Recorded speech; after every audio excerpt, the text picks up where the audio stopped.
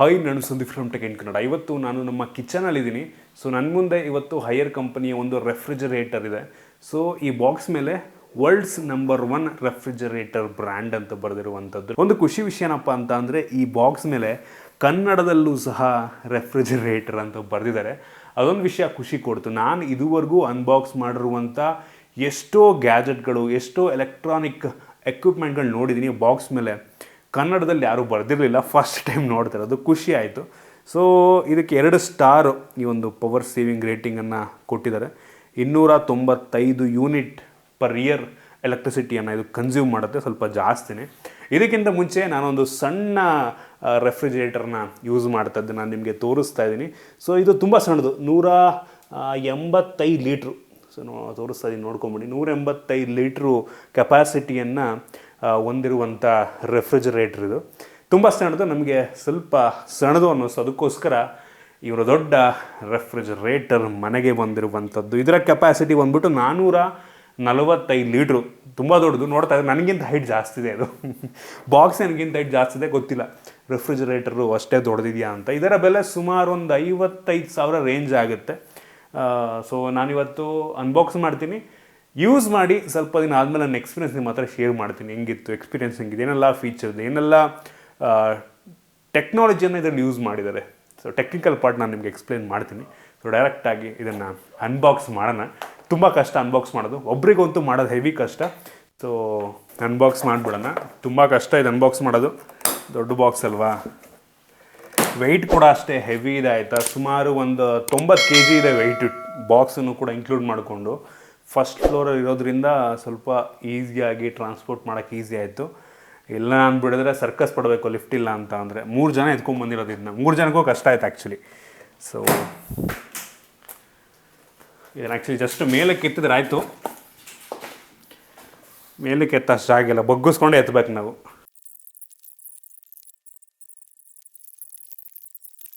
Okay, finally ಕಷ್ಟಪಟ್ಟು circus ಎಲ್ಲ ಮಾಡಿ ಅನ್ಬಾಕ್ಸ್ ಮಾಡಿದ್ದಾಗಿದೆ. ಸೊ ಈ ಒಂದು ರೆಫ್ರಿಜರೇಟರ್ ನಿಮಗೆ ಈ ರೀತಿ ನೋಡೋಕ್ಕೆ ಸಿಗುತ್ತೆ. 2 ಕಂಪಾರ್ಟ್ಮೆಂಟ್ ಇದೆ. ಮೇಲ್ಗಡೆ ನಾರ್ಮಲ್ ರೆಫ್ರಿಜರೇಟರು, ಇಲ್ಲಿ ಹೆವಿ ದೊಡ್ಡದಿದೆ ಗುರು, ಯಪ್ಪ ಕ್ರೇಜಿ. ಯಪ್ಪ ಇದನ್ನು ನೋಡಿ, ನಮ್ದು ಹಳೇ ಫ್ರಿಜ್ ನೋಡ್ಬಿಟ್ಟು ಇದನ್ನು ನೋಡಿದ್ರೆ ಲಿಟ್ರಲಿ ಎಷ್ಟು ದೊಡ್ಡದಿದೆ ಗುರು ಇದು ಅಂತ ಅನಿಸ್ಬಿಡುತ್ತೆ. ಸೊ ಇದು ನಾರ್ಮಲ್ ಕಂಪಾರ್ಟ್ಮೆಂಟ್, ಇದು ಆನ್ ಮಾಡಿಲ್ಲ.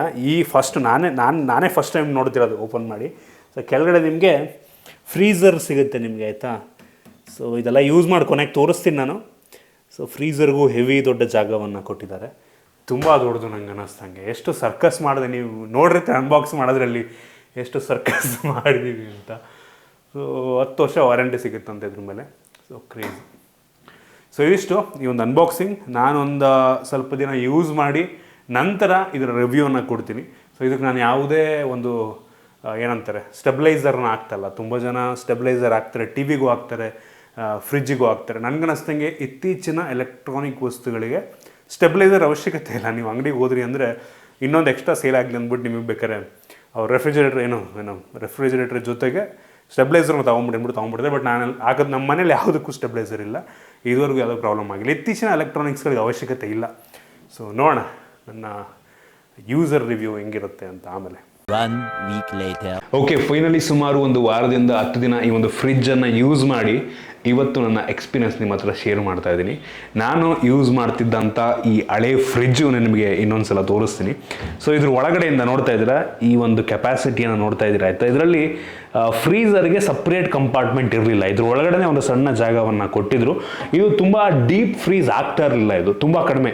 ಐಸ್ ಕ್ರೀಮ್ ಏನಾದರೂ ಇಟ್ವು ಅಂದರೆ ಫುಲ್ ಫ್ರೀಸ್ ಆಗ್ತಾನೆ ಇರಲಿಲ್ಲ, ಆಯಿತಾ. ಅದು ಮೆಲ್ಟ್ ಆಗಿಬಿಟ್ರಿ, ಇದ್ರ ಒಳಗಡೆ ಮೆಲ್ಟ್ ಆಗೋಗಿರೋದು, ಆಯಿತಾ. ನಾನು ಇದಕ್ಕೆ ಟ್ರಾನ್ಸ್ಫರ್ ಮಾಡಿದಾಗ ಫುಲ್ ಜಾಗನೇ ಇರಲಿಲ್ಲ ಈ ಫ್ರಿಜ್ಜಿಂದ. ಈ ಫ್ರಿಜ್ ಒಳಗೆ ಇಡೋದಕ್ಕೆ ಸ್ವಲ್ಪ ಜಾಗ ಇರಲಿಲ್ಲ. ನಾವು ಇದ್ರೊಳಗಡೆ ಇರುವಂಥ ವಸ್ತುನ ಕಂಪ್ಲೀಟ್ ಈ ಒಂದು ಫ್ರೀಝರ್ಗೆ ನೋಡಿ ಟ್ರಾನ್ಸ್ಫರ್ ಮಾಡಿದ್ದೀನಿ. ಅದರಲ್ಲಿ ತುಂಬಿ ತುಳುಕ್ತಾ ಇದ್ದಂಥ ವಸ್ತುಗಳು ಇಲ್ಲಿ ಖಾಲಿ ಹೊಡಿತಾ ಇದೆ. ಇಷ್ಟಿಟ್ಟರೂ ಕೂಡ, ಇದು ರೀಸೆಂಟಾಗಿ ಸ್ವಲ್ಪ ಆ್ಯಡ್ ಮಾಡಿದ್ದೀನಿ, ಇಷ್ಟಿಟ್ಟರೂ ಕೂಡ ನೋಡಿ ಎಷ್ಟು ಜಾಗ ಖಾಲಿ ಇದೆ ಅಂತ ಅಂದರೆ ಲಿಟ್ರಲಿ ಅದ್ರ 3 ಪಟ್ಟು ವಸ್ತುಗಳನ್ನು ನಾನು ಇದ್ರೊಳಗಡೆ ಇಡ್ಬೋದು. ಹೆವಿ ಅಂದರೆ ಹೆವಿ, ಜಾಸ್ತಿ ಕೆಪಾಸಿಟಿ ಇರುವಂಥದ್ದು. ಇನ್ನೊಂದು ಯುನೀಕ್ ಫೀಚರ್ ಏನಪ್ಪ ಅಂತ ಅಂದರೆ, ನಾರ್ಮಲ್ಲಾಗಿ ಡಬಲ್ ಡೋರ್ ಫ್ರಿಜ್ಗಳಲ್ಲಿ ಈ ಫ್ರೀಝರು ಮೇಲಿರುತ್ತೆ, ಇನ್ನು ನಾರ್ಮಲ್ ಕಂಪಾರ್ಟ್ಮೆಂಟ್ ಕೆಳಗಡೆ ಇರುತ್ತೆ. ಬಟ್ ಇದ್ರಲ್ಲಿ ಉಲ್ಟಾ, ಈ ಡೀಪ್ ಫ್ರೀಸರ್ ಏನಿದೆ ಇದು ಕೆಳಗಡೆ ಇದೆ, ನಾರ್ಮಲ್ ಕಂಪಾರ್ಟ್ಮೆಂಟು ಮೇಲ್ಗಡೆ ಇದೆ. ಯೂಶ್ವಲಿ ನಾವು 90% ಆಫ್ ದ ಟೈಮು ಈ ನಾರ್ಮಲ್ ಕಂಪಾರ್ಟ್ಮೆಂಟ್ನ ಯೂಸ್ ಮಾಡೋದು. ಡೀಪ್ ಫ್ರೀಸ್ ಯಾವಾಗಲೂ ಒಂದೊಂದ್ಸಲ ತಕ್ಕೋತೀವಿ. ಸೊ ಅದರಿಂದ ಇವ್ರು ಪ್ಲ್ಯಾನ್ ಮಾಡ್ಬಿಟ್ಟು ಹೆಂಗೆ ಮಾಡಿದ್ದಾರೆ ಅಂದರೆ, ನಾವು ಬಗ್ಗೋ ಅವಶ್ಯಕತೆನೇ ಇಲ್ಲ ಇದರಲ್ಲಿ, ಆಯಿತಾ? ಬಗ್ಗೋ ಅವಶ್ಯಕತೆನೇ ಇಲ್ಲ, ಫುಲ್ಲಿಂಗ್ ಬಗ್ಗೋ ಅವಶ್ಯಕತೆ ಇಲ್ಲ. ಸೊ ಮೇಲ್ಗಡೆ ಬಗ್ಗದೆ ಕಂಪ್ಲೀಟ್ ಎಲ್ಲ ವಸ್ತುಗಳನ್ನ ತೊಗೊಬೋದು. ನಿಮಗೆ ಡೀಪ್ ಫ್ರೀಸರ್ ಅವಶ್ಯಕತೆ ಇದೆ, ಐಸ್ ಗೀಸ್ ಬೇಕು ಅಂತ ಅಂದರೆ ಆ ಟೈಮಲ್ಲಿ ಮಾತ್ರ ನೀವು ಬಗ್ಗಿಬಿಟ್ಟು ಈ ರೀತಿ ವಸ್ತುಗಳನ್ನ ತೊಗೊಬೋದು. ಸೊ ಡೀಪ್ ಫ್ರೀಸಿಂಗ್ ಕಂಪಾರ್ಟ್ಮೆಂಟ್ ಕೂಡ ಲಿಟ್ರಲಿ ಹೆವಿ ದೊಡ್ಡದಿದೆ. ನಮಗೆ ಹೆವಿ ಬೇಜಾರಾಗೋಯ್ತಿದೆ ಇದರೊಳಗಡೆ, ನೋಡ್ತಾ ಇದ್ದೀರಾ? ಮತ್ತಿದು ಐಸ್ ಕಂಪಾರ್ಟ್ಮೆಂಟು. ನಾನು ನಿಮಗೆ ತೋರಿಸ್ತೀನಿ ಐಸನ್ನು. ಐಸ್ ಬೇಕು ಅಂತ ಅಂದರೆ ಇಲ್ಲಿ ನೋಡಿ, ಇಲ್ಲಿ ಇದು ಖಾಲಿ ಇದೆ ಮೋಸ್ಟ್ಲಿ.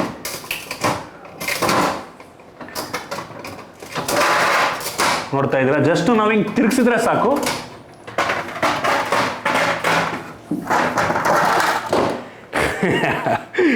ನೋಡ್ತಾ ಇದ್ದೀರಾ? ಈ ರೀತಿ ಐಸು ಅದೇ ಬಂದ್ಬಿಡುತ್ತೆ.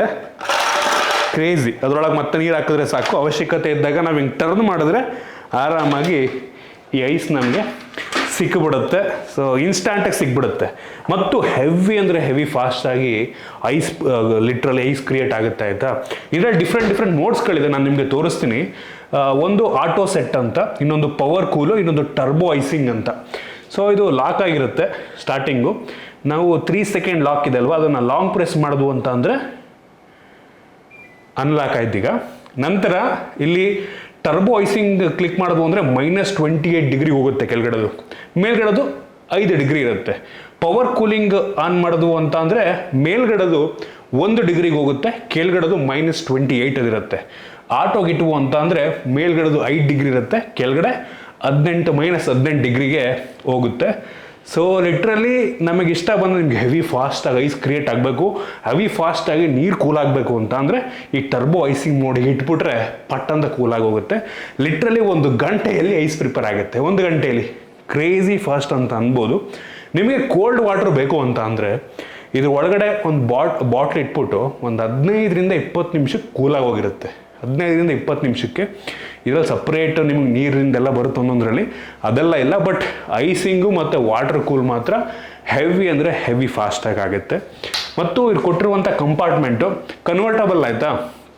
ಸೊ ನೋಡ್ತಾ ಇದ್ದೀರಾ, ಜಾಗ ಕೊಟ್ಟಿದ್ದಾರೆ. ಲಿಟ್ರಲಿ ನಮಗೆ ಸ್ಪೇಸ್ ಜಾಸ್ತಿ ಬೇಕಂದ್ರೆ ಇದನ್ನು ತಕ್ಕೊಂಬಿಟ್ಟು ಇದನ್ನು ದೊಡ್ಡ ಜಾಗ ಮಾಡ್ಕೊಬೋದು. ಏನೋ ದೊಡ್ಡದಾಗಿ ಇಡಬೇಕು ಅಂತ ಅಂದರೆ ಇಲ್ಲಿ ತರಕಾರಿ ಇಟ್ಕೊಳ್ಳೋದಕ್ಕೆ ಈ ಜಾಗ, ಈ ಕಡೆ ಏನಾದರೂ ಕೂಲ್ ಡ್ರಿಂಕ್ಸ್ ಇಟ್ಕೊಳ್ಳೋದಕ್ಕೆ ಯೂಸ್ ಮಾಡ್ಕೊಬೋದು. ಈ ಥರ ವಸ್ತುಗಳು ನಾವು ಏನು ಬೇಕಾದ್ರೂ ಇಟ್ಟಿದ್ದೀವಿ. ಬಟ್ ಈ ರೀತಿ ನೀವು ಯೂಸ್ ಮಾಡ್ಕೊಬೋದು. ಹೆವಿ ಅಂದರೆ ಹೆವಿ ದೊಡ್ಡ ಫ್ರಿಜ್ ಅಂತ ಅನ್ಬೋದು. ಇನ್ನೂ ಇದು ನಿಮಗೆ 2 ಸ್ಟಾರಲ್ಲಿ ಸಿಗ್ತಾ ಇದೆ. ಆಬ್ವಿಯಸ್ಲಿ ಇಷ್ಟು ದೊಡ್ಡ ಫ್ರಿಜ್ಜು ಅಂತ ಅಂದರೆ ಪವರ್ ಕನ್ಸಂಪ್ಷನ್ ಸ್ವಲ್ಪ ಕಡಿಮೆ ಮಾಡೋದು ಕಷ್ಟ, ಆಯಿತಾ? ವರ್ಷಕ್ಕೆ 295 ಯೂನಿಟನ್ನು ಕನ್ಸ್ಯೂಮ್ ಮಾಡುತ್ತೆ. So convertible, magic convertible. So ನಿಮಗೆ ಟೆಂಪ್ರೇಚರ್ ಎಷ್ಟು ಬೇಕಾದ್ರೂ ನೀವು ಸೆಟ್ ಮಾಡ್ಕೊಬೋದು. 1 hour ರೈಸಿಂಗು, ಮತ್ತು ನೀವು ಬೆಂಡ್ ಆಗೋವಂಥ ಅವಶ್ಯಕತೆನೇ ಇಲ್ಲ, ಅಷ್ಟು ಚೆನ್ನಾಗಿ ಡಿಸೈನ್ ಮಾಡಿದ್ದಾರೆ. ಆಮೇಲೆ 2x ಬಿಗ್ಗರ್ ವೆಜಿಟೇಬಲ್ ಬಾಕ್ಸ್ ಅಂತ. ಹೌದು, ಆಬ್ವಿಯಸ್ಲಿ ಹೆವಿ ದೊಡ್ಡ ಬಾಕ್ಸ್ ಕೊಟ್ಟಿದ್ದಾರೆ, ಆಯಿತಾ? ತೋರಿಸ್ಬಿಡ್ತೀನಿ ಬೇಕಾದ್ರೆ, ತೆಗೆದುಬಿಟ್ಟೆ ನಿಮಗೆ. ದೊಡ್ಡ ಬಾಕ್ಸ್ ಇಲ್ಲಿ ನೋಡ್ತಾ ಇದ್ದೀರಾ ಎಷ್ಟು ದೊಡ್ಡದಾಗಿದೆ ಅಂತ ಅಂದರೆ ಇದು ಬಾಕ್ಸು. ಕ್ರೇಜಿ ದೊಡ್ಡ ವೆಜಿಟೇಬಲ್ ಬಾಕ್ಸು. ಇದು ನೋಡಿದ್ದೀರಾ ವೆಜಿಟೇಬಲ್ ಬಾಕ್ಸನ್ನು? ಇದರಲ್ಲಿರೋ ವೆಜಿಟೇಬಲ್ ಬಾಕ್ಸ್ ತೋರಿಸ್ತೀನಿ ನಾನು ನಿಮಗೆ. ಇದು ಇವ್ರು ಕೊಟ್ಟಿರೋ ವೆಜಿಟೇಬಲ್ ಬಾಕ್ಸ್. ಇದರಲ್ಲಿ ಆಬ್ವಿಯಸ್ಲಿ ಪ್ರೈಸ್ ಡಿಫ್ರೆನ್ಸ್ ಇದೆ. ಇದು ಏನೊಂದು 15 ಸಾವಿರ ಇರ್ಬೋದು ನಂಗೆ ಅನ್ನಿಸ್ತಂಗೆ ಈ ಫ್ರಿಜ್ಜಿಗೆ. 15 ಅಲ್ಲ, ಇನ್ನೂ ಕಡಿಮೆ ಅನಿಸುತ್ತೆ. ಇದಕ್ಕೆ 58 ಸಾವಿರ ಇದೆ. ಆಬ್ವಿಯಸ್ಲಿ ಪ್ರೈಸ್ ಡಿಫ್ರೆನ್ಸ್ ಇದೆ, ಚೆನ್ನಾಗಿರಲೇಬೇಕು. ಒಟ್ಟಿಗೆ ಇದಕ್ಕೆ ನಮಗೊಂದು 10 ವರ್ಷ ವಾರಂಟಿ ಸಿಗ್ತಾ ಇದೆ. ಸೂಪರ್ ಅಂತೀನಿ. ಮತ್ತು ಇದಕ್ಕೆ ಯಾವುದೇ ಸ್ಟೆಬಿಲೈಸರ್ ಅವಶ್ಯಕತೆ ಇಲ್ಲ, ಆಯಿತಾ? ಸೊ ಇತ್ತೀಚೆಗೆ ಬರುವಂಥ ಯಾವ ಒಂದು ಎಲೆಕ್ಟ್ರಾನಿಕ್ ಎಕ್ವಿಪ್ಮೆಂಟ್ಗೂ ಅವಶ್ಯಕತೆ ಇಲ್ಲ. ಬಟ್ ಹಾಕಿದ್ರೆ ನಿಮ್ಮ ಸೇಫ್ಟಿಗೆ ನೀವು ಹಾಕೊಬೋದು. ಬಟ್ ನನ್ನ ಪ್ರಕಾರ ಅವಶ್ಯಕತೆ ಇಲ್ಲ. ಮತ್ತು ಇಲ್ಲಿ ನಾವು ಮುಂದ್ಗಡೆ ಮ್ಯಾಗ್ನೆಟ್ ಹಾಕೋದಕ್ಕಾಗಲ್ಲ, ಅದೊಂದು ಬೇಜಾರಾಗುವಂಥ ವಿಷಯ. ಬಟ್ ಸೈಡಿಗೆ ಹಾಕೊಬೋದು, ನೋಡ್ತಾ ಇದ್ದೀರಾ. ಸೊ ಒಟ್ಟಿಗೆ ಫ್ರಿಜ್ ಮಾತ್ರ ಹೆವಿ ಸ್ಯಾಟಿಸ್ಫೈಯಿಂಗ್ ಆಗಿದೆ. ಬೆಲೆ ಆಬ್ವಿಯಸ್ಲಿ ಸುಟ್ಟು ಕೊಡ್ತಾ ಇದ್ದೀವಿ ಅಂದರೆ ಚೆನ್ನಾಗಿರಲೇಬೇಕು. 10,000 ರೂಪಾಯಿ ಫ್ರಿಜ್ಜಿಂದ ಇದಕ್ಕೆ ನಾವು ಚೇಂಜ್ ಮಾಡೋದು ಫೀಲ್ ತುಂಬ ಡಿಫ್ರೆಂಟ್ ಆಗಿರುತ್ತೆ. ಅಡುಗೆ ಮನೆಗೆ ಬಂದಾಗೆಲ್ಲ ಏನೂ ತೊಗೊಳೋದಿಲ್ಲ ಅಂದರೂ ಕೂಡ ಸುಮ್ಮನೆ ಡೋರ್ ಓಪನ್ ಮಾಡಿ ನೋಡೋದು, ಅದೇ ಒಂಥರ ಖುಷಿ. ನನಗೆ ಹೆವಿ ಇಂಪ್ರೆಸಿವ್ ಅನಿಸಿದ್ದು ಈ ಕನ್ವರ್ಟಬಲ್ ಫೀಚರು. ಮತ್ತು ಹೆವಿ ಫಾಸ್ಟಾಗಿ ಐಸಿಂಗ್ ಆಗುತ್ತಲ್ವಾ, ಅದಂತೂ ನನಗೆ ಹೆವಿ ಅಂದರೆ ಹೆವಿ ಇಂಪ್ರೆಸಿವ್ ಅಂತ ಅನ್ನಿಸ್ತು. ಸೊ ಇದಿಷ್ಟು ಈ ಒಂದು ಫ್ರೀಝರ್ನ ಬಗ್ಗೆ. ನೋಡಿ ನಿಮ್ಮ ಬಡ್ಜೆಟ್ ಏನಾದರೂ ಒಳ್ಳೆ ಬಡ್ಜೆಟ್ ಇದೆ, 50-55 ಸಾವಿರ ಅಂದರೆ ನೀವು ಆರಾಮಾಗಿ ಈ ಒಂದು ಫ್ರೀಝರ್ನ ಪರ್ಚೇಸ್ ಮಾಡ್ಬೋದು. ಜಗತ್ತಿನ ಅತಿ ದೊಡ್ಡ ಫ್ರೀಝರ್ ಬ್ರ್ಯಾಂಡ್ ಇದು, ಹೈಯರ್. ಸೊ ಡಿಸ್ಕ್ರಿಪ್ಷನ್ ಲಿಂಕ್ ಕೊಡ್ತೀನಿ, ಚೆಕ್ ಮಾಡ್ಕೊಳ್ಳಿ. ನಿಮಗೆ ಇಷ್ಟ ಆಯಿತು ಅಂದರೆ ಪರ್ಚೇಸ್ ಮಾಡಬಹುದು. ನಿಮ್ದು ಇನ್ನೂ ಜಾಸ್ತಿ ಬಡ್ಜೆಟ್ ಇದೆ ಅಂತ ಅಂದರೆ 4 ಡೋರ್ ಇರೋವೆಲ್ಲ ಬರ್ತವೆ ಆಯಿತಾ, 4 ಡೋರು, ಈ ಕಡೆ ಒಂದು ಡೋರ್, ಈ ಕಡೆ ಒಂದು ಡೋರು, ಕೆಳಗಡೆ 2 ಡೋರ್ ಇರ್ತವೆ, ಆ ಥರದವೆಲ್ಲ ಬರ್ತಾವೆ. ಅವು ಬೇಕಾದ್ರೆ ನೀವು ಪರ್ಚೇಸ್ ಮಾಡುವ. ಡಿಸ್ಪ್ಲೇ ಎಲ್ಲ ಇರೋವೆಲ್ಲ ಬರ್ತವೆ ಆಯಿತಾ, ಹೆವಿ ಬಡ್ಜೆಟ್ ಇದೆ, ಅದನ್ನು ಬೇಕಾದ್ರೆ ಪರ್ಚೇಸ್ ಮಾಡಬಹುದು. ಸದ್ಯಕ್ಕೂ ಅಂತೂ ಇದು ನನಗೆ ಸ್ಯಾಟಿಸ್ಫ್ಯಾಕ್ಷನ್ ಕೊಟ್ಟಿದೆ. ಸೊ ನಿಮಗೆ ಏನು ಅನಿಸ್ತು ಈ ಫ್ರೀಝರ್ ಬಗ್ಗೆ ಕಾಮೆಂಟ್ ಮಾಡಿ. ಈ ಬೇಸಿಗೆಗಾಲದಲ್ಲಿ ಯಾವುದು ಒಂದು ಸ್ವಲ್ಪ ರಿಲೆವೆಂಟ್ ಆಗಿರುವಂಥ ವಸ್ತುಗಳು ಅದನ್ನು ಮಾಡ್ತಾಯಿದ್ದೀನಿ. ಸೊ ಅದಕ್ಕೆ ಈ ಫ್ರೀಝರ್ನ ವೀಡಿಯೋ ಆಯಿತಾ, ಬೇಸಿಗೆಗೆ ಯೂಸ್ ಆಗಲಿ ಅಂದ್ಬಿಟ್ಟು. ಸೊ ಕನ್ನಡದಲ್ಲೇ ಕಾಮೆಂಟ್ ಮಾಡಿ, ಇಷ್ಟ ಆಗಿದ್ರೆ ಲೈಕ್ ಮಾಡಿ, ಶೇರ್ ಮಾಡಿ. ಈ ರೀತಿ ನಮ್ಮ ಬೇರೆ ಬೇರೆ ವೀಡಿಯೋಗಳಿಗೆ ನಮ್ಮ tech in Kannada YouTube subscribe ಮಾಡ್ಕೊಂಡಿಲ್ಲ ಅಂದರೆ ಈಗಲೇ ಸಬ್ಸ್ಕ್ರೈಬ್ ಮಾಡ್ಕೊಳ್ಳಿ ಮತ್ತು ಬೆಲ್ ಐಕನ್ ಕೂಡ ಕ್ಲಿಕ್ ಮಾಡ್ಬೋದು. ಸಿಗೋಣ ಮುಂದಿನ ವೀಡಿಯೋದಲ್ಲಿ.